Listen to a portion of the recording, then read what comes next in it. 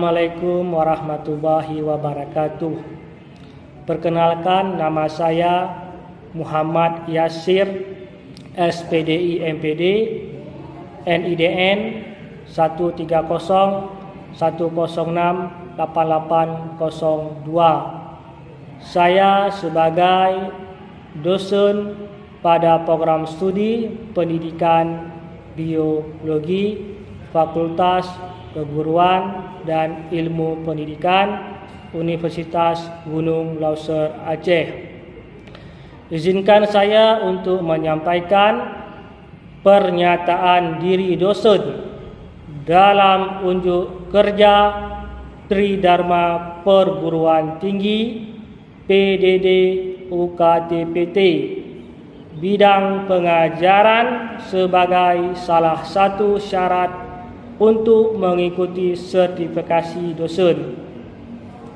Beberapa mata kuliah yang saya ajarkan pada program studi pendidikan biologi yaitu mata kuliah biologi umum, pengantar pendidikan, profesi kependidikan, struktur hewan, ekologi tumbuhan, dasar-dasar proses pembelajaran biologi 1, metodologi pengajaran biologi, evolusi, perkembangan peserta didik, teknik laboratorium, dan mata kuliah manusia dan lingkungan hidup.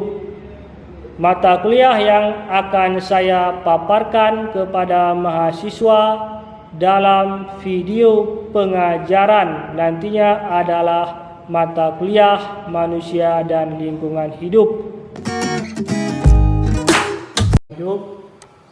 Terlebih dahulu, mahasiswa harus mengetahui apa saja pembahasan tentang mata kuliah manusia dan lingkungan hidup.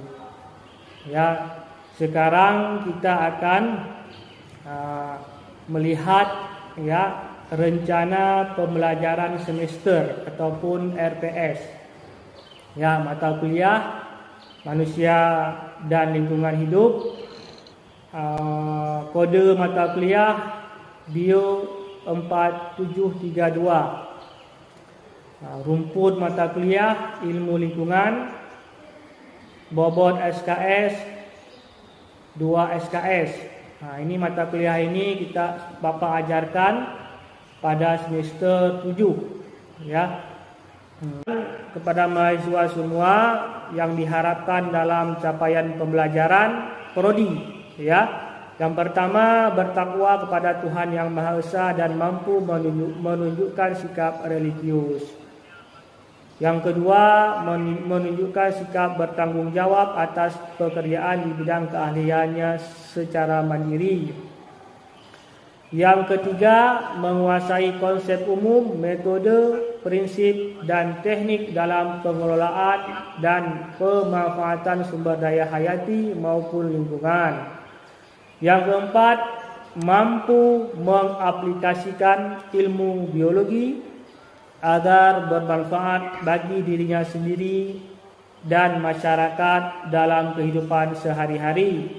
Yang kelima, mampu menerapkan pemikiran logis, kritis, sistematis, dan inovatif dalam konteks pengembangan atau implementasi ilmu pengetahuan dan teknologi yang memerhatikan dan menerapkan nilai humaniora yang sesuai dengan bidang keahliannya. Selanjutnya, mampu menunjukkan kinerja mandiri bermutu terukur. Yang ketujuh, mampu mengambil keputusan secara tepat dalam konteks penyelesaian masalah di bidang keahliannya berdasarkan hasil analisis informasi. Dan kita akan melihat kembali apa yang akan kita pelajari ya dari pertemuan minggu pertama sampai minggu ke-16. Yang kedua, sub capaian pembelajaran khusus kedua. Mahasiswa dapat menjelaskan pengertian lingkungan, dan ruang lingkup ilmu lingkungan. Sub capaian mata kuliah yang ketiga, Bapak harapkan kepada mahasiswa dapat memahami konsep-konsep dasar ekologi. Ya, sub capaian mata kuliah yang keempat, mahasiswa dapat memahami lingkungan sebagai kesatuan ekologi. Sub capaian pembelajaran yang kelima, mahasiswa dapat mengerti dinamika penduduk, dapat menjelaskan faktor-faktor yang mempengaruhi kependudukan, dapat menjelaskan masalah kependudukan di Indonesia, dan dapat menjelaskan upaya penanggulangan penduduk. Kemudian CPMK yang keenam, mahasiswa dapat menjelaskan komponen keanekaragaman hayati, membedakan macam-macam tingkatan keanekaragaman hayati, dapat mendeskripsikan gangguan terhadap penurunan keanekaragaman hayati. Kemudian yang ketujuh, mahasiswa dapat menyimpulkan, ya, ini penyebab pencemaran air. Apa itu pencemaran air, ya? Air, bagaimana yang dikatakan air tercemar, ya? Kemudian akibat pencemaran air, dan dapat menjelaskan penanggulangan pencemaran air. Ya. Kemudian yang sub CPMK yang ke-8, mahasiswa dapat menyimpulkan penyebab pencemaran udara. Ini termasuk daripada macam-macam pencemaran, ya. Kemudian menjelaskan akibat pencemaran udara dan penanggulangan pencemaran udara. Kemudian sub CPMK yang ke-9, mahasiswa dapat menyimpulkan penyebab pencemaran tanah, dapat menjelaskan akibat pencemaran tanah, dapat menjelaskan penanggulangan pencemaran tanah. Kemudian yang sub capaian pembelajaran khusus yang ke-10, mahasiswa dapat menyimpulkan apa saja penyebab pencemaran suara, akibat pencemaran suara, dan penanggulangan pencemaran suara. Ini, ya, berkaitan tentang pencemaran lingkungan, ya. Ada 4, ya, pencemaran lingkungan, ya. Ada pencemaran air, pencemaran tanah, pencemaran udara, dan pencemaran suara. Kemudian selanjutnya sub CPMK ke-11, mahasiswa dapat mengetahui prinsip pengelolaan sumber daya hayati, dapat menjelaskan konsep in situ, dapat menjelaskan konsep ex situ, ya. Ini in situ, ex situ, ya. Ini konservasi ini adalah pelestarian, ya, dalam bentuk in situ dan ex situ. Kemudian yang sub CPMK yang ke-12, mahasiswa dapat memahami pendidikan lingkungan, menjelaskan penanaman etika lingkungan, menjelaskan interaksi antara manusia dan lingkungan, menjelaskan manfaat kesehatan masyarakat terhadap lingkungan. Kemudian sub CPMK yang ke-13, mahasiswa dapat menjelaskan industri yang ramah lingkungan. Selanjutnya sub CPMK yang ke-14, mahasiswa dapat memahami konsep pembangunan berwawasan lingkungan, dapat menjelaskan pembangunan sumber daya alam dan sumber daya manusia. Ya, ini adalah sub capaian mata kuliah, ya, khusus, ya, yang diharapkan kepada mahasiswa dapat mempelajarinya dan dipahaminya ke depan, ya. Aspek penilaian, ya, yang pertama di sini kuis. Kuis itu dalam bentuk tugas, ya, tugas yang diberikan, boleh dikerjakan nanti di kelas, ya, ataupun dikerjakan nanti di rumah. Yang kedua, presentasi, ya, ini 30%. Ini presentasi ini Bapak harapkan kepada mahasiswa semua datang, ya, datang ke kampus, ya, mempersiapkan presentasinya secara baik, yang bagus, ya, yang tulisan yang ditulis diketik pun rapi. Nah, ini penilaian di sini adalah 30%. Kemudian ada juga penilaian tengah semester ataupun ujian tengah semester. Ini bobot poinnya di sini 30% juga, ya, sama dengan presentasi. Kemudian yang terakhir ada namanya ujian akhir semester. Nah, ini penilaiannya yang terakhir, penilaian akhir semester itu bobot poinnya 30%. Ya, penilaian tugas presentasi makalah. Ya, ini makalah ini dibuat oleh mahasiswa yang bersangkutan, ya, dalam bentuk kelompok. Ya, satu kelompok itu terdiri daripada 4 ataupun 5 orang mahasiswa. Ya, ini saling mengerjakan, saling berdiskusi agar nanti pada saat dipresentasikan bisa disampaikan kepada teman-teman yang lain. Ini bobot penilaiannya di sini ada namanya kebenaran isi makalah itu 30%, penyajian makalah 15%, originalitas 25%, keaktifan saat penyajian makalah ataupun presentasi 30%. Ya. Nah, kemudian kita perhatikan yang selanjutnya yaitu kontrak perkuliahan. Ya, ini kontrak perkuliahan. Nah, ini mahasiswa ini mengikuti aturan, ya. Apa aturan yang diterapkan oleh Bapak ataupun dosen yang mengajar. Yang pertama, mahasiswa harus hadir 80% dari total perkuliahan, ya. Kita akan belajar nanti 16 kali pertemuan. Ya, apabila mahasiswa bisa hadir 13 kali pertemuan, maka mahasiswa tersebut bisa mengikuti namanya ujian tengah semester dan ujian akhir semester. Yang kedua, kegiatan pembelajaran sesuai jadwal resmi. Ya, ini sesuai dengan jadwal kapan kita masuk. Hari ini seperti hari ini masuknya. Ya. Yang ketiga, toleransi keterlambatan 10 menit. Ya, yang keempat, smartphone digunakan jika diperlukan untuk kegiatan diskusi ataupun pembelajaran. Yang kelima, mengumpulkan tugas, ya, sesuai dengan jadwalnya.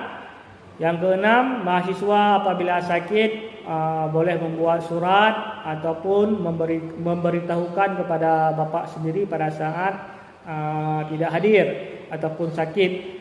Yang selanjutnya, yang ketujuh, berpakaian sopan dan bersepatu pada saat masuk ke ruangan kelas ataupun pada saat mengikuti ujian tengah semester dan ujian akhir semester. Itulah yang bisa Bapak sampaikan yang tentang RPS, rencana pelaksanaan semester. Ini kita akan belajar waktunya manusia dan lingkungan hidup. Pelajari sedikit yaitu tentang materi manusia dan lingkungan hidup.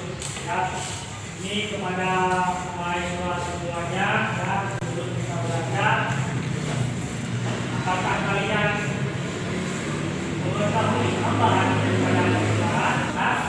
Ada yang tahu? Ada ya. Siapa yang bisa menjawab? Itu bisa. Nah, apa pengertian daripada pencemaran tadi? Pencemaran adalah suatu keadaan yang dimana lingkungan telah berubah dari yang sebelumnya asli kepada lingkungan yang buruk atau rusak.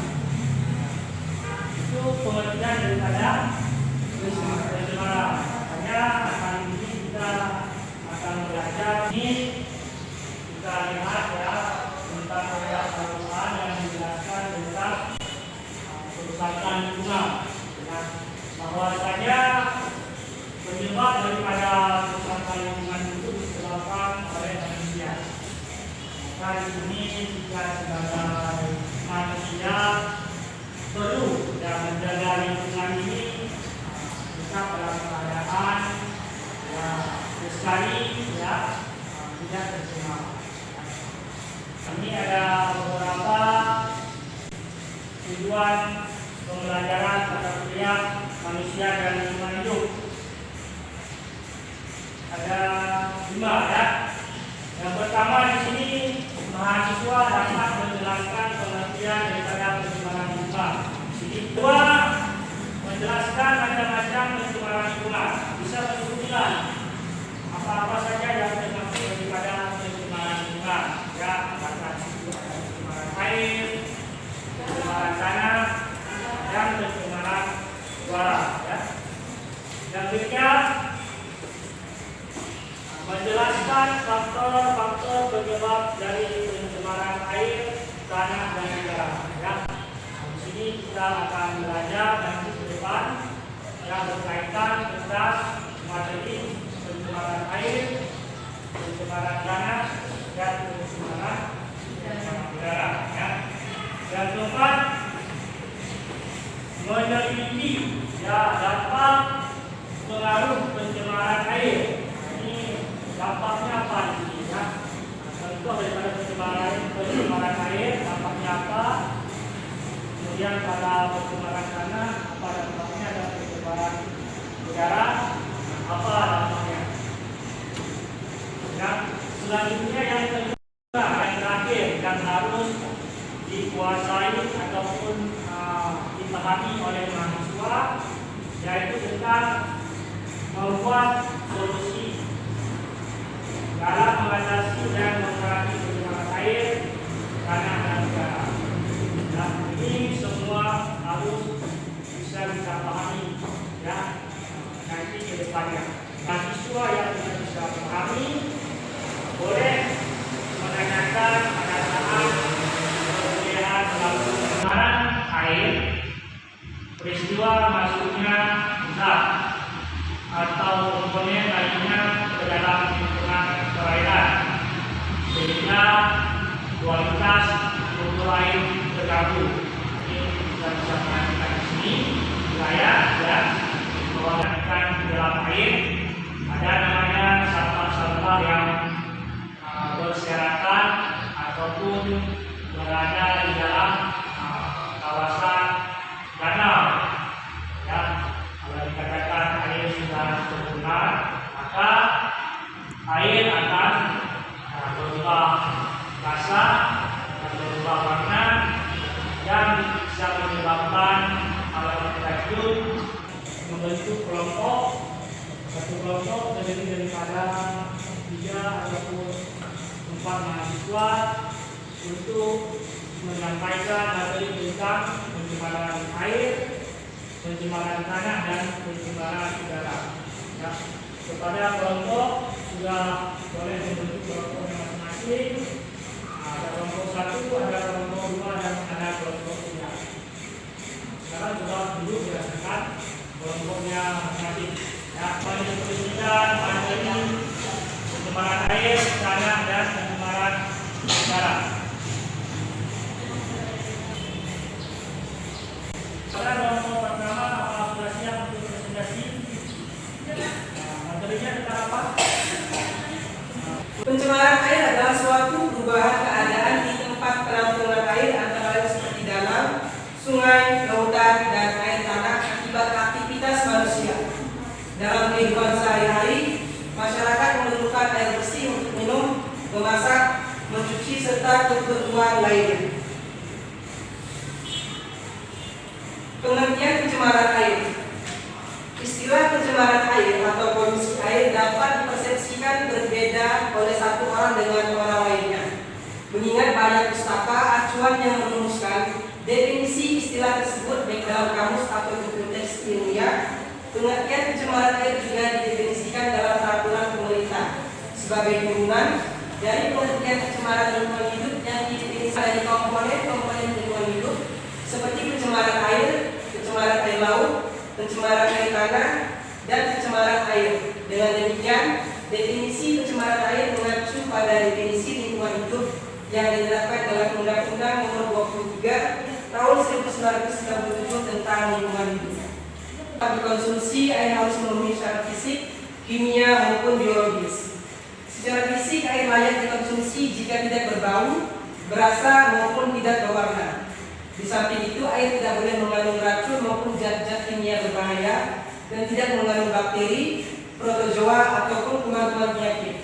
Oleh karena itu, kebersihan dan terbebasnya air dari polutan menjadi hal yang sangat penting.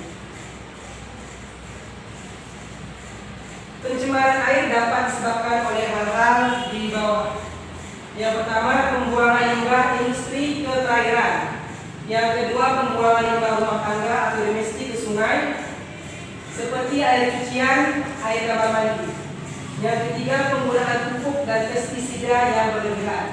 Pencemaran air ini terjadi salah satunya karena pembuangan sampah yang dilakukan oleh manusia.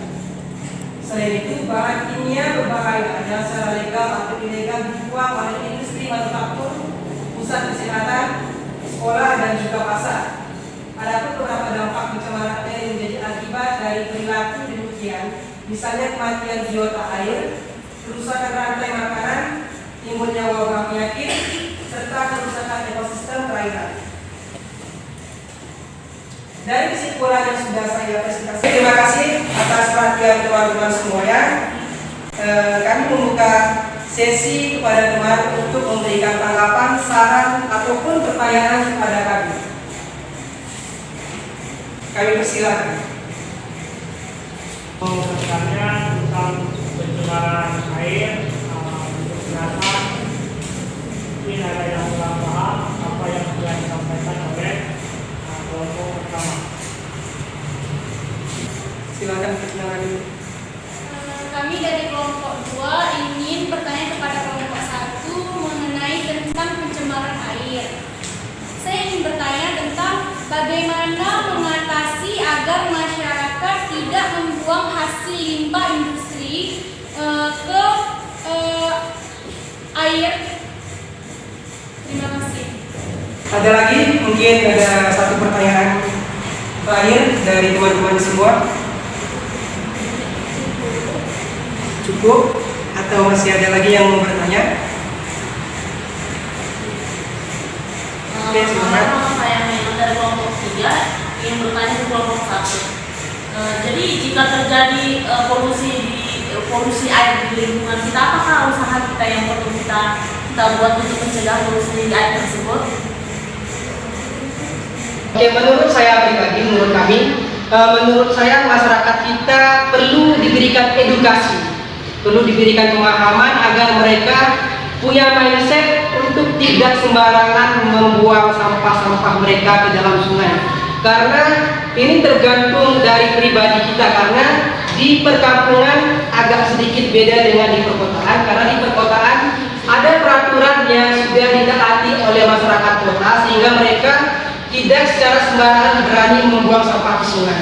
Tapi yang saya lihat di pedesaan, masyarakat kita kenapa berani membuang sampah ke sungai? Karena satu, tidak ada peraturan, dan yang kedua, mereka tidak ada undang-undang yang mengatur agar masyarakat ketika mereka membuang sungai dikenakan sanksi atau hukuman. Jadi karena tidak ada yang hukuman tersebut, masyarakat sendiri secara wewenangnya, secara sadar namun tidak takut, sehingga mereka dengan mudahnya membuang sampah ini ke sungai.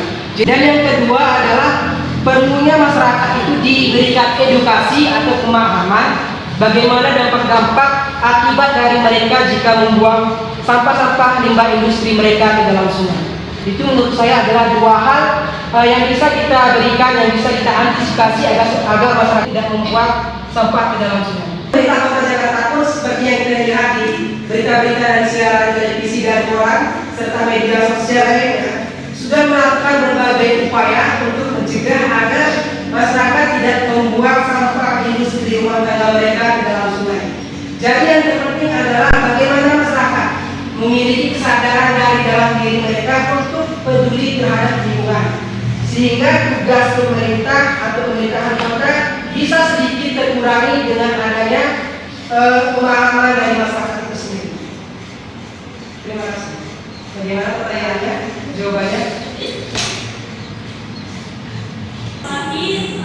Jawaban dari saudara Ilham Fajri kepada saudara Ilham, hal yang perlu dilakukan untuk pencegahan dalam pencemaran air itu, yang pertama adalah melakukan pengolahan limbah dengan benar. Yang kedua, menggunakan bahan-bahan yang ramah lingkungan, tidak memakai bahan plastik dan lain-lain yang tidak bisa diolah kembali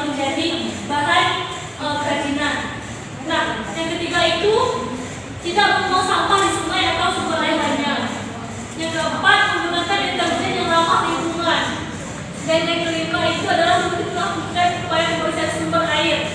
Dan terakhir ada menanam pohon di setiap lahan yang tersedia. Jadi hal-hal tersebut dapat mencegah pencemaran dalam air atau sungai. Apakah Kami dari kelompok 2 ingin mempresentasikan mengenai materi yang akan kami bawakan di sini, yaitu mengenai pencemaran udara. Sedikit menjelaskan tentang pencemaran udara. Jika nanti ada teman yang mau menanggapi tak jadi masalah, jika ada yang mau memberi kritik atau saran tak jadi masalah. Yang pertama, pendahuluan. Pencemaran udara ini adalah merupakan salah satu kerusakan lingkungan yang berupa penurunan kualitas udara karena masuknya unsur-unsur berbahaya ke dalam udara atau atmosfer bumi, sehingga terjadilah perubahan udara. Polusi udara itu tidak juga harus disebabkan oleh udara yang ada di awan, bisa juga disebabkan oleh lingkungan sekitar kita. Contohnya seperti merokok. Udara yang dihisap oleh seseorang yang perokok pasif. Perokok pasif adalah orang yang sama sekali tidak merokok. Ketika seseorang perokok pasif atau seseorang yang menghirup hasil dari rokokan orang yang perokok aktif, itu sangat berbahaya 2 kali lipat daripada perokok yang aktif. Bahkan organ paru-paru dalam sangat berbahaya bagi seseorang yang menghirup udara dari si perokok aktif tersebut. Kondisi di mana udara menjadi rusak dan masuknya zat-zat yang kurang baik dan berbahaya maupun membahayakan kesehatan tubuh manusia, pencemaran udara, dan biasanya terjadi di sekeliling kita, baik di kota-kota besar dan juga daerah padat industri. Saya bisa dari kelompok 3. Pertanyaan saya, apakah ada hubungan antara polusi udara dengan gangguan pada pernapasan? Yang namanya polusi udara dengan cara tidak membakar sampah dengan sembarangan, dan juga kita menghindari yang menggunakan bahan kimia yang berlebihan. Kemudian kita juga memakai produk yang hemat dan ramah terhadap lingkungan. Dan Karena yang berbeda kita pahami yang kita pelajari dalam perkuliahan kita hari ini, ya, bahwasanya pencemaran lingkungan adalah terjadinya perubahan dalam suatu tatanan lingkungan asli menjadi suatu tatanan baru yang lebih buruk dari tatanan aslinya. Bahwasanya apabila keadaan lingkungan yang dulunya masih alami, sekarang lingkungan tersebut sudah tercemar, seperti banyaknya sampah yang berserakan di jalan ataupun bertumpuknya sampah di suatu lahan yang tidak terbakar. Ini semoga menjadi pelajaran ataupun menambah ilmu pengetahuan kita